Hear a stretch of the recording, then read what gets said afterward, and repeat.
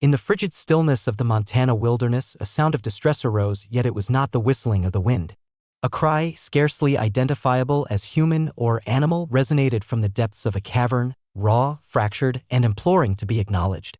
When Colt Harrington, a 38-year-old hunter accustomed to solitude, encountered that cry, he was unaware that he was about to delve into a secret someone wished to keep concealed beneath snow and silence. What he discovered was not merely a German shepherd, it was a survivor, enchained and injured, abandoned to perish with the encroaching frost. However, rescuing the animal would entail jeopardizing everything, as considerable efforts had been made to ensure this dog would not emerge alive. What they had not foreseen was the connection that was about to form. This is not simply a rescue, it is a moment of reckoning. The snowfall had intensified, brushing against the pine trees with an unsettling sound that caused a man's skin to contract beneath his attire. Colt Harrington, 38 years of age and more at ease in quietude than in dialogue, was pursuing elk in the elevated terrain near Missoula, Montana. He was not present to unburden his mind or seek profound understanding.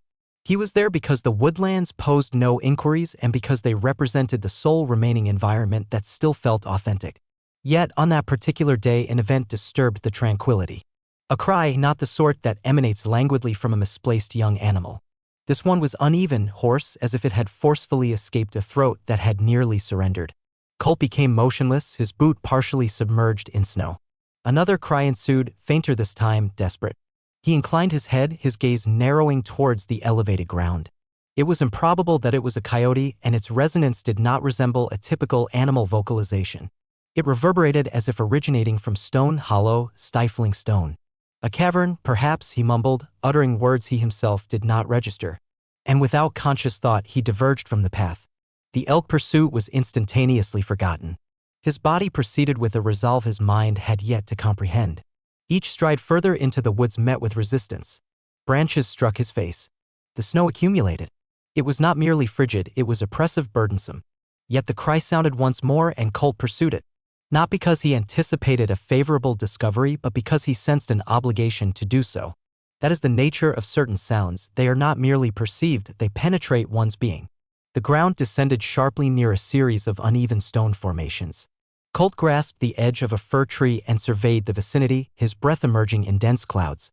And then he observed it, a constricted, contorted opening in the stone, nearly concealed by overgrown snowdrifts and frost-covered vegetation.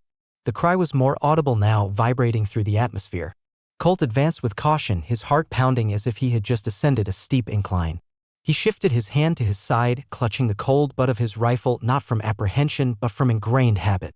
He halted at the ingress. The air emanating from within was motionless. No current, merely coldness. A coldness that did not stir, the type that settles, that persists. He leaned forward, his flashlight wavering, scarcely potent enough to illuminate the passage ahead. Then stillness. The cries ceased. Nothing, not even respiration, merely the faint sound of snow melting and dripping from the rocks behind him. "Hello," Colt murmured.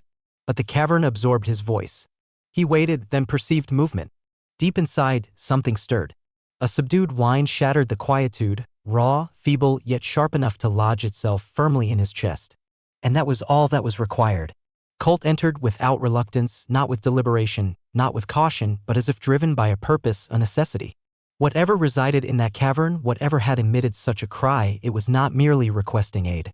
It was imploring someone to finally arrive. The cavern entrance was barely sufficient for passage. The uneven stone constricting like a tightened jaw. Colt knelt, his flashlight quivering in his grasp.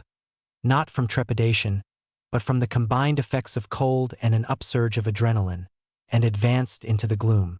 The initial few feet were silent, save for the sound of melting snow dripping from his attire and the remote murmur of wind diminishing behind him. But then his light illuminated something. Faint motion at the periphery of its beam. A subtle disturbance. A form pressed low against the cavern wall.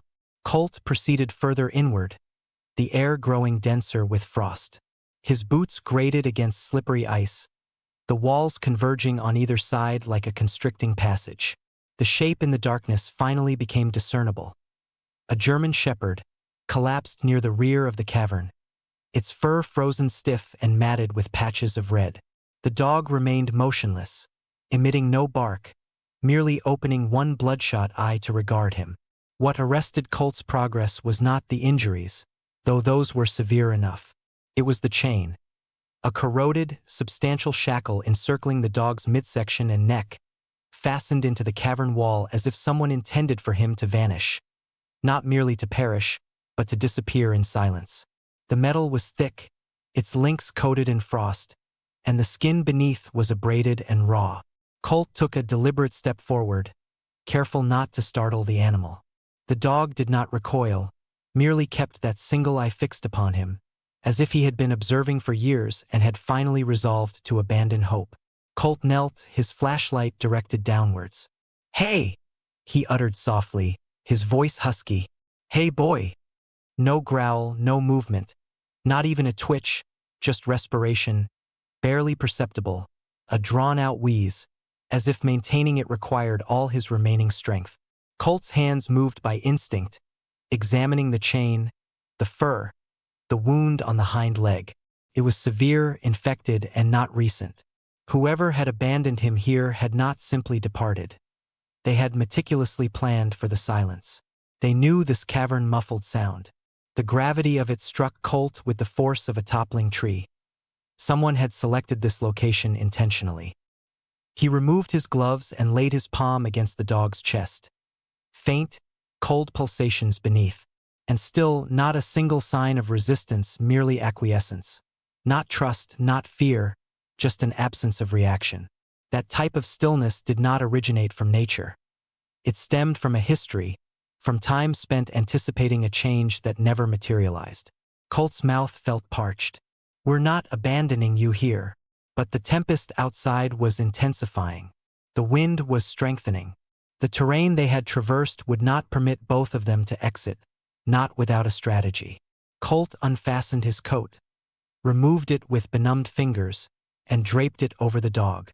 Then he pressed his own body close, imparting warmth. His teeth gritted against the cold. For the first time, the dog blinked deliberately and emitted the faintest, trembling exhalation. Almost like solace, almost as if he understood. Someone had finally chosen not to avert their gaze. Colt leaned nearer. "You've held on this long, so will I." But in the recesses of his mind, another thought was forming, a question without a definite solution. Who would perpetrate such an act? And why does it feel as though rescuing this dog might be merely the commencement? Colt was familiar with coldness. He understood the type of cold that penetrates one's attire, seeps past the bones, and resonates in the ears like a menace. Yet this was distinct. This cavern was not merely cold. It was still oppressive. The kind of silence one encounters in hospital chambers just preceding the delivery of dire news. He positioned himself against the frozen wall with the dog drawn near, endeavoring to impart what minimal warmth he retained. It was not proving effective quickly enough. The dog's respiration was shallow, its rhythm possessing that unsettling quality which indicated he was barely clinging to existence.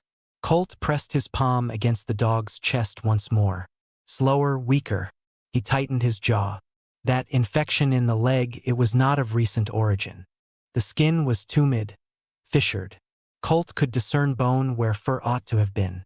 And that chain, still biting into the flesh, was not going to be removed without considerable effort. He tugged at the shackle with raw, frozen hands, but it remained immobile.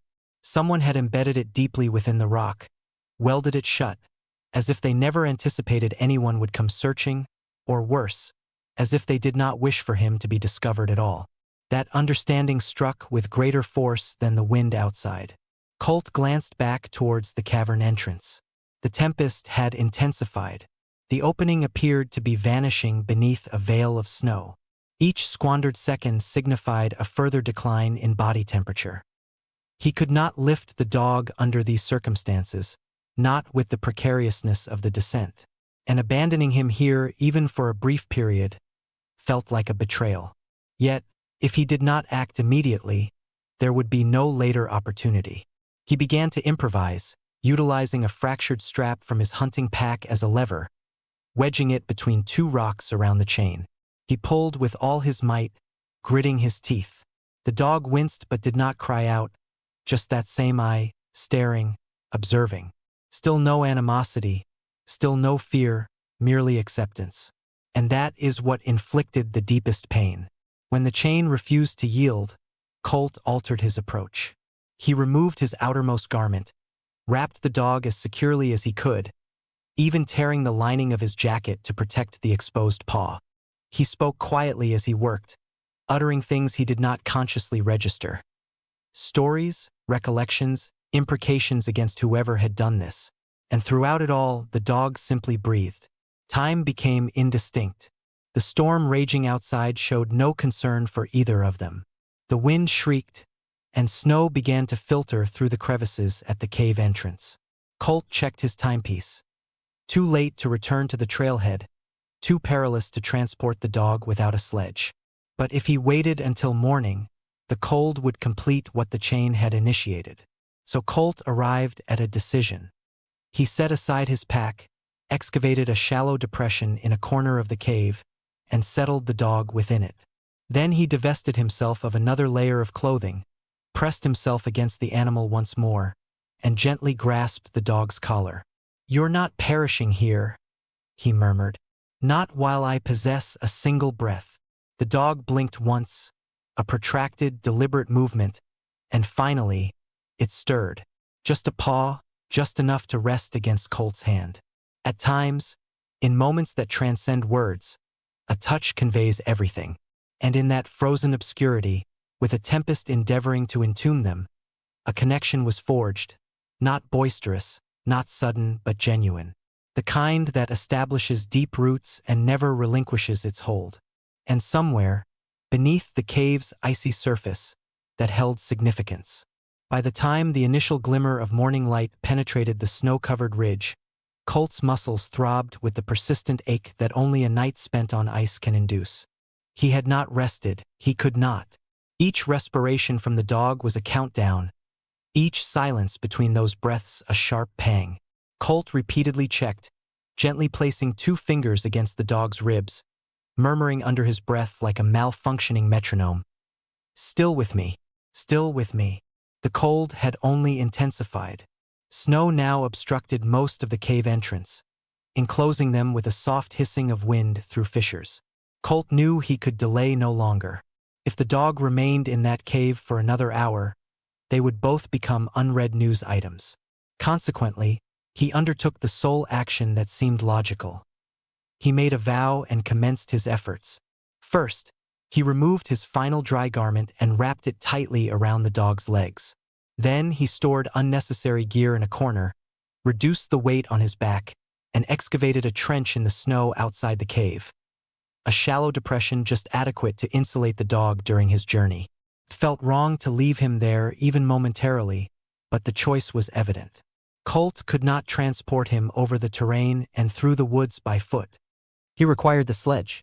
1.5 miles down the ridge lay an old hunting outpost, partially collapsed, largely forgotten, but equipped with a few essential items, including, if his memory served him correctly, a canvas sled. It was not a meticulously crafted plan, it was a risky endeavor, but it was all he possessed. He crouched by the dog one final time before departing. The dog's eyes barely opened, but when they did, Colt felt a sharp pang in his chest, not panic, not pain, just trust. "You stay with me," Colt whispered. "Don't you dare give up now." Then he ran. The snow was unforgiving, ice-coated every turn. Colt's legs burned with each step. He slipped more than once, catching himself on bare branches and jagged rock. One fall nearly fractured his knee. He cried out through gritted teeth but did not stop. There was no room for pain, no time for anything but forward progress. 47 minutes later, he reached the shack. The door was frozen half shut, but he forced it open, collapsing inside in a cloud of steam and breath. There it was, half buried in the corner, the sled, dusty, cracked, but usable. He didn't even pause to check the ropes, just grabbed it, slung it over his shoulder, and headed back into the storm like a man chasing something more than just survival. When Colt returned to the cave, nearly 2 hours had elapsed. His heart threatened to burst from his chest. He dropped to his knees beside the trench, and the dog stirred, a twitch, a groan, a breath. Colt laughed, but it sounded like a sob. He wiped his face with a trembling hand and said, "Good boy. That's it. That's what I needed." Gently, he loaded the dog into the sled, patting him with what remained of his coat. He secured him as if anchoring a precious treasure because in that moment it felt precisely like that. The journey back was slower. Every inch of snow resisted him. The sled dragged unevenly and Colt's legs buckled more than once. But he didn't stop, he couldn't. Somewhere between the cave and the tree line, he realized he was muttering again, talking to the dog, telling him stories, promising things, saying the name Buddy as if it already held a sacred meaning. And when they finally broke through the last stretch of trees and reached the edge of the forest trail, Colt felt it, that eerie sensation as if they weren't alone. He turned just in time to see it, far off in the trees, a shadowy figure, not moving, just watching. And that's when Colt knew this rescue had been noticed and not by the kind of people who wanted the dog to survive. The instant Colt made eye contact with that figure among the trees, a shiver of awareness, not fear, coursed down his spine. Whoever that individual was, they had not merely chanced upon the scene, they were positioned motionless as stone, far too composed for someone disoriented in the woods. And just like that, Colt's instincts became sharply focused. He gave the sled a final pull towards the truck, his hand never leaving the rifle slung over his back. The forest behind him fell silent, no birds, no sound of crunching snow, only that persistent, unsettling quietude. When Colt glanced back again, the figure had vanished, disappearing into the white haze like a shadow dissolving in the morning mist. Yet the impression they left lingered heavily on Colt's mind as he loaded the dog into his dilapidated pickup truck. Every sound, every creak of snow beneath his boots seemed more distinct now, the kind of sound that carries significance when you know someone does not wish for you to return alive. He slammed the door and turned the ignition. The engine sputtered but eventually started. The tires crunched over fresh snow as Colt cautiously navigated onto the forest road, attempting not to dwell on what he had, or had not, observed. But that sense of unease followed them like smoke. And just before he reached the paved road leading into Missoula, something in the side mirror caught his attention, a truck parked at the edge of the trail he had just exited, black, without license plates, unlit, simply positioned there, facing the forest as if it had always been present, observing, waiting. Colt's breath caught, and his gaze snapped forward. He did not reduce his speed. He did not pull over. He merely gripped the steering wheel more firmly and drove, silently noting every turn, every curve in the road, in case he needed to retrace his path in haste. By the time they arrived at the outskirts of Missoula, the dog had lost consciousness again. Still breathing, still warm, but unresponsive. Colt did not hesitate. He drove directly to the emergency veterinary clinic just beyond Reserve Street, the same one he had passed countless times without a second thought. It is peculiar how life can transform the most overlooked locations into vital lifelines. He did not await authorization. Colt burst through the entrance, cradling the limp form of the dog in both arms. The receptionist froze, and for a brief period, the sterile white waiting area fell completely still. Then, footsteps, swift, urgent. A woman in surgical attire hurried out from the rear, trailed by a second technician. They posed no questions, demanded no documentation. They simply reacted. The veterinarian, Dr. Elise Monroe, was an older woman, in her mid-50s, direct and no-nonsense, with a presence that commanded the room before she even spoke. "What transpired?"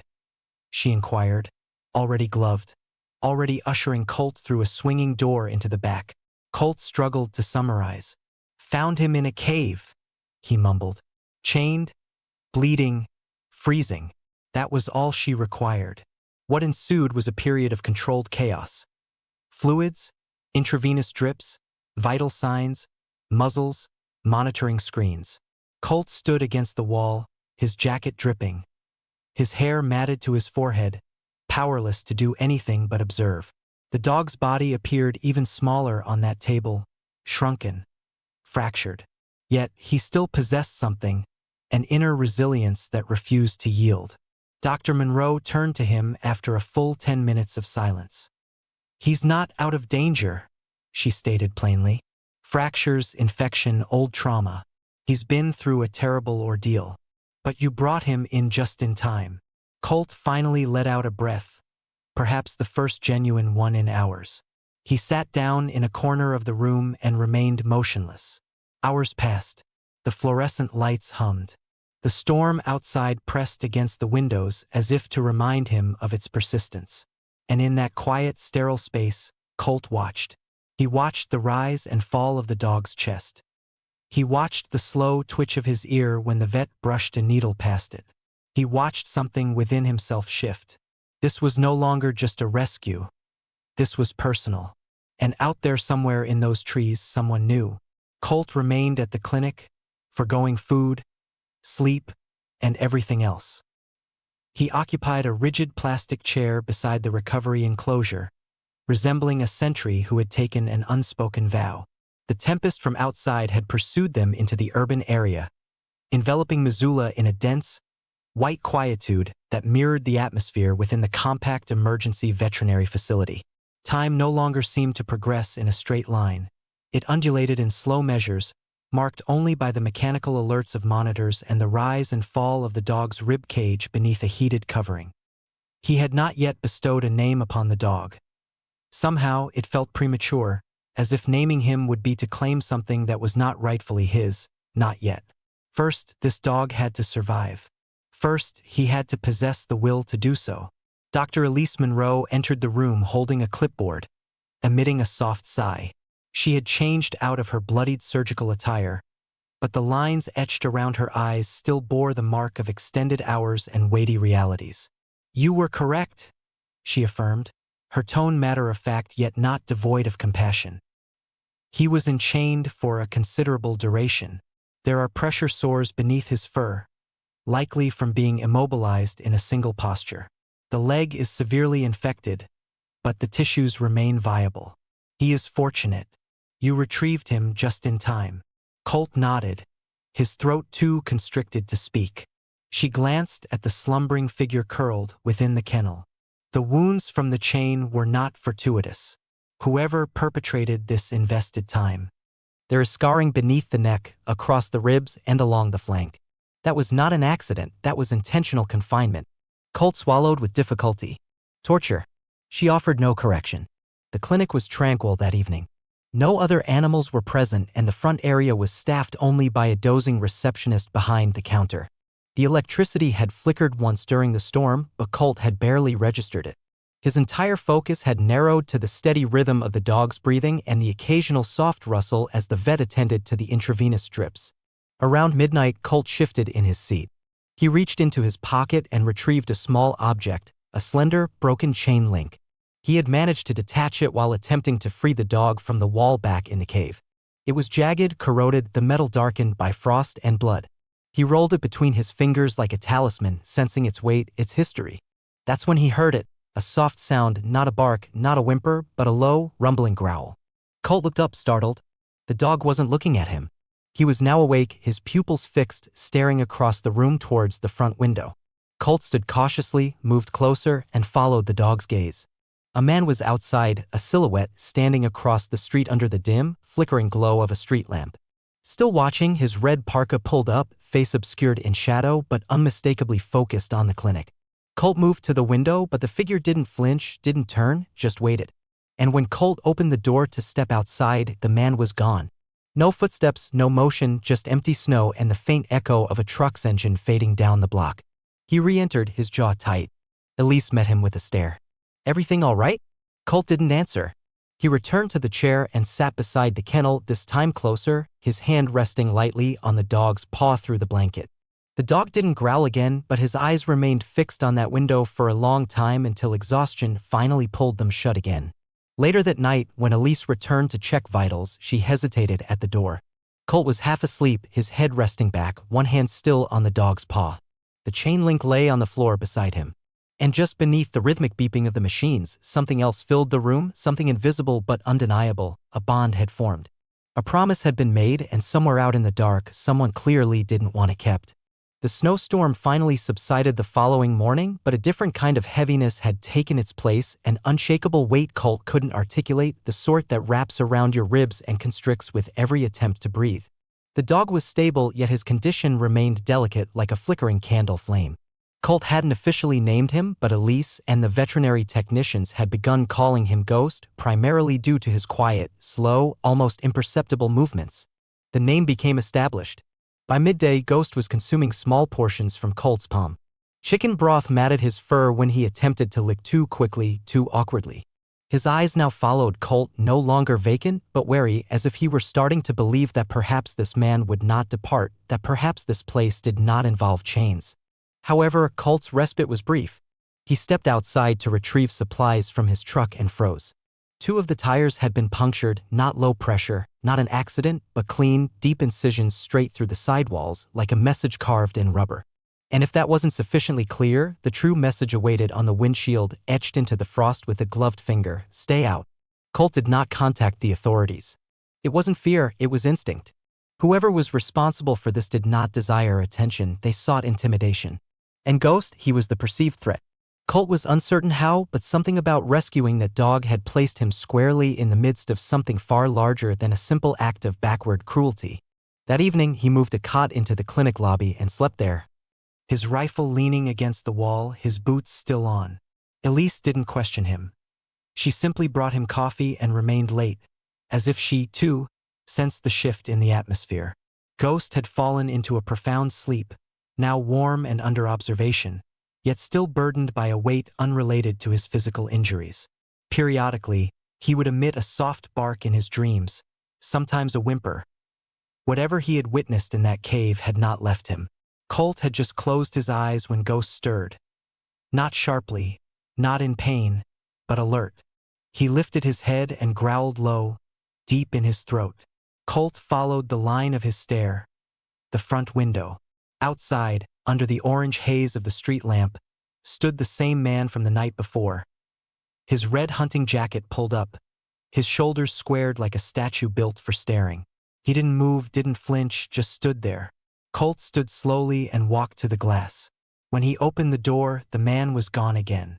No footprints in the snow, no tire marks, just empty, dead silence. And it hit Colt all at once. This wasn't random. This was deliberate, staged, observed. When he stepped back inside, Elise was holding something in her hand. A manila envelope slid under the door while he was outside. No name, no return address, just one word on the front written in block letters: "Stop." Inside the envelope was a single photo. The cave, the same frozen walls, the same rock-strewn floor. But this time, the dog wasn't alone. Two more, both chained, both gone. The image wasn't old. The snow pattern on the stones was fresh, matching what Colt had seen only days before. Meaning someone had taken this photo recently. Meaning whoever put Ghost there had been planning it long before Colt arrived. He felt his stomach twist. This wasn't just cruelty. This was a pattern, a ritual, a message. And Colt, he'd interrupted it. He didn't speak the rest of the night, just sat beside Ghost's kennel, one hand resting gently on the dog's back, staring at the photo like it held answers he wasn't ready to hear. Because now it was clear. Ghost wasn't just a victim, he was a witness. And someone out there was willing to do anything to silence him again. Colt found no rest that night. He attempted to sleep, but each time he shut his eyes, the photograph materialized behind his eyelids. Those other two canines, enchained as Ghost had been, their gazes vacant, their forms slumped in that identical frozen sepulcher. He could not dispel the image, nor the man in the crimson jacket, nor the realization that someone had been mere paces behind him all along and was now engaged in a strategic game while Colt was confined to observing the board. By morning, the snow had dissipated once more, but the atmosphere had altered, becoming crisper, more rarefied. Missoula was tranquil, yet Colt was not. He informed Elise he required a few hours, that he would return by dusk, and that if anything, anything at all, occurred during his absence, she was to contact him without delay. Elise offered no objection. She merely presented him with a thermos of coffee and advised, "Exercise caution." Colt departed with only the necessities: a flashlight, his rifle, and a profound sense of anger. He did not return to the main trail. Instead, he utilized a secondary route, a service road predominantly employed by snowplows and lumberjacks. The further he ventured into the mountains, the less tangible the world seemed. Each tree stood like an observer. Every shadow extended a little too far. By midday, he had arrived back at the entrance of that cave. It appeared different now, less menacing, somehow diminished. Perhaps it was the illumination. Perhaps it was him. He entered and proceeded with deliberation. retracing every footstep. And it was then that he discovered it. He had overlooked it previously, concealed beneath a ridge of ice near the wall behind where Ghost had been chained. A crumpled tarpaulin. Frozen, rigid, lightly dusted with snow. Beneath it, something metallic gleamed.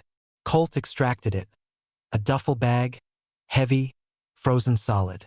It required 5 minutes to unfasten it, the cold seeping through his gloves. Inside, evidence. Syringes soiled, used. A collar, not Ghost's, with dried blood encrusted around the buckle. Plastic tags, none bearing names, only numbers. And at the bottom, enclosed in a fractured Ziploc bag, was a leather-bound notebook. Colt opened it. The initial few pages were encoded, merely dates and sequences of letters. But one entry was conspicuous. Trial 6 failed. Replaced with new candidate.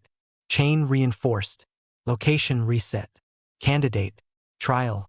A cold sensation twisted in his stomach. This was not abuse.